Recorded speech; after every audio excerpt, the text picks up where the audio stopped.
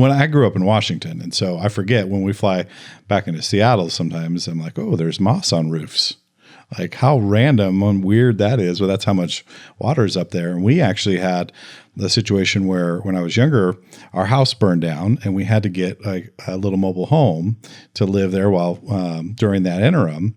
And that mobile home, we didn't know was full of mold. So me and my two brothers, we developed asthma.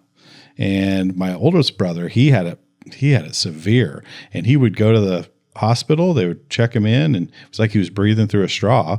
And they would get him better. He would come home and get sick again, and we could never figure out what was going on.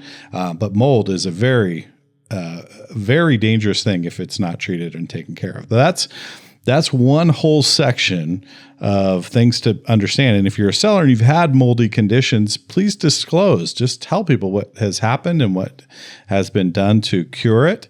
And actually it can be a positive, especially if you install all of the systems, the fans, the extra ventilation, the vapor barriers, the things like that to really help, ease the mind of other people. There may be people that are hypoallergenic. And so they are looking for places that have had these extra things done. So it may be a benefit for you. I would be happy to buy a house with a radon mitigation system. Yeah.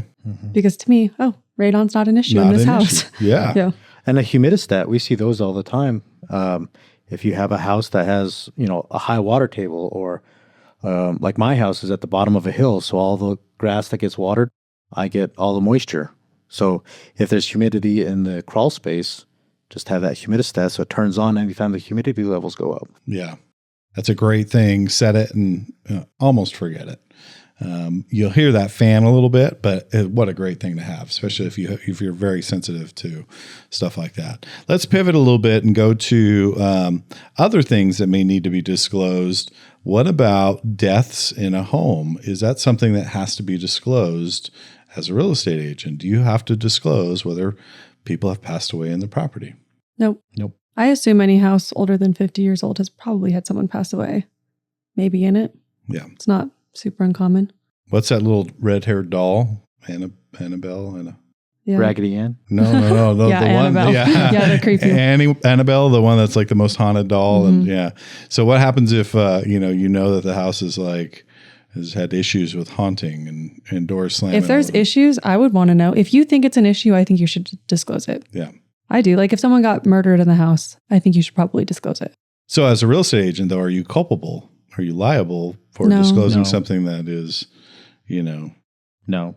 I think if the sellers think that they should disclose it, then they should disclose it. Yeah. But it's just like when we were talking before the podcast started about crime rates and stuff. We're not liable for saying this is a great area and it's a high crime area. We're supposed to direct them to websites, to places where they can find that information. Yes, because we're not supposed to technically say this is a great area, low crime, things like that, correct?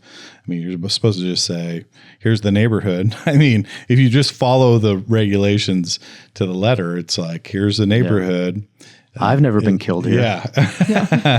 I have never seen anyone killed here, but they can't say that. Check. I've never been killed here. I've never been killed. That's something I always thought was weird. There's a few things with real estate rules I don't know if I agree with. And crime rate is a statistic that you can find with a Google search. So for me, I know that we can't disclose crime rate, but I think it's weird that we can't, because it's a search that is a statistic that we can find and give to someone. Same for saying it's across the street from a church. We cannot in New Mexico say anything about like religious because of redlining purposes. Mm-hmm. I understand why, but I would want to know if this road is going to be very busy. If I'm living right next door to a church, I don't think I would want to live there. And I would feel like I'm wasting my time to go see a house and then find out there was a church right across the street or whatever it might be, because on Sundays, you're probably going to be pretty, and maybe Wednesday nights. Jam-packed. There's certain things that I understand their rules and I understand kind of why they're rules, but I don't know if I necessarily, and I'll follow the rules. Yeah, but sure. Yeah.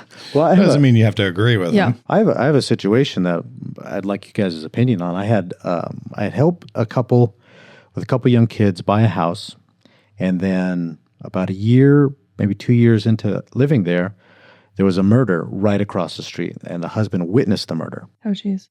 So we helped them move. Do I have to disclose?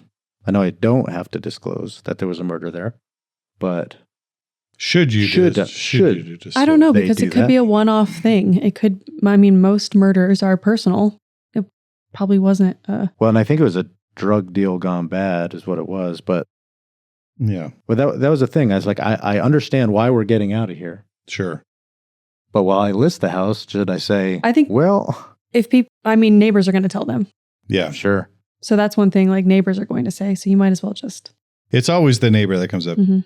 Hey, welcome to the neighborhood, Bob. Gosh, did you hear about that guy Exactly. across the street? Mhm. You know, it's always the neighbor. I think in good consciousness, if you're like, if it bothers you enough, like you would want to know, but at the same time, you have an obligation to your seller to not harm their ability to sell. So it starts to become tricky. I feel like they could put it in the others section of, they just don't feel comfortable living there because of, or whatever it might be. Yeah. Or I would probably disclose it Yeah. as a seller, as a realtor. Yeah. But as a So what would realtor, be do the you advice? harm? Yeah. Do you That you harm give them? your seller by disclosing something that they're like, look, that's our reason, but I don't want you to talk about it because it didn't happen on this property. I would be, if I was the realtor too, I'd be like, well, do you want them to know now? Or do you want them to know during inspections or a day before closing? Because the neighbors are probably going to talk to them. At some point. At some point, the neighbors are going to go over there. Yeah. So wouldn't you rather talk about it now? Yeah. And I had an interesting conversation, or I had an interesting situation that plays out. We just have a couple more minutes, but I had an owner that had two properties side by side. And I've told you about this over the years. But if you don't remember, I'm going to remind you. Up in La Plata area, there was two homes side by side, and the owner he lived in one and wanted to sell the other. The other home, a lady contacted me. She said, "Look, my son's getting out of prison. He was in there for as a predator. It was a sexual predator, so he's going to be a registered sex offender." And so we disclosed that to the seller. The seller said, "Hey, look, everyone needs a second chance." She ended up buying the property to allow her son to move into that property straight out of jail. She lived there with him. However, we moved to sell his home, and a family comes in that's working with another realtor to buy that property. And I'm in a position where I'm like, I know that there's a registered sex offender literally next door, and these people have 5 kids.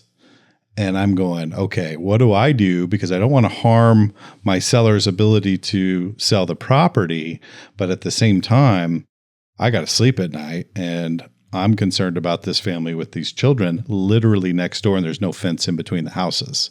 It was one of those things that I called the attorney, our state level attorney, and had some conversations. I would recommend that if you ever get into a situation. What'd she say? She basically said, you need to direct them to the online Red Dot or whatever. the search engine. So I very, very plainly said to the other realtor, I need you to recommend to your clients to do a search on, on this side of things, or highly recommend it for them.